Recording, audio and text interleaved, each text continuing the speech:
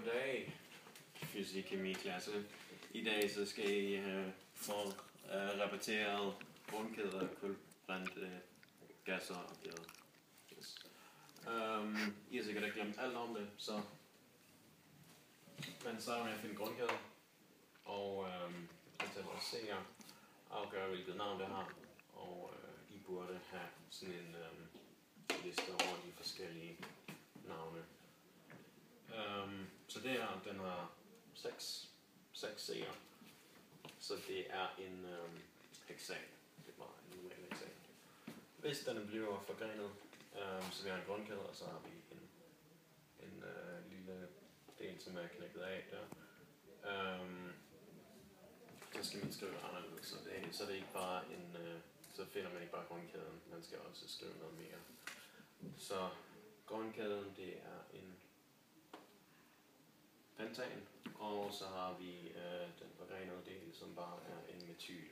Når den bliver forgrenet, så tager man bare antallet af C'er, som der går ud, og udstifter altså antallet af man tager antallet af C'er, finder det navn, som det er, og så udskifter man bare A'en med YL.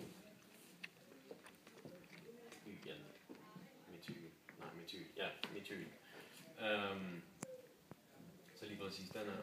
Så hvis man skal skrive navnet, så finder man positionen på det. Og man starter med den forgrenede del, så vi skriver 2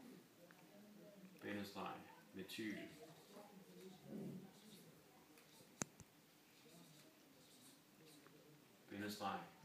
Grundkæden, som var en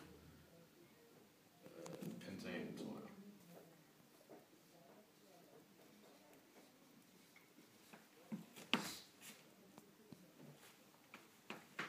Hvis den bliver længere den forgrenede del, så ændres bare, altså så finder man bare den længere ned, fordi det er 2 her, så der er 2 der, så den der, det bliver så 2 etyl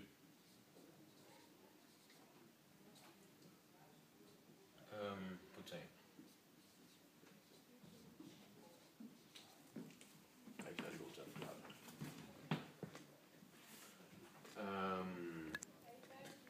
Herover så har vi 2 på det samme, det er på den samme position. Der skriver man bare et komma, og så skriver vi det samme tal igen. Så det her, det vil være 2,2. Og så her, så skriver man de før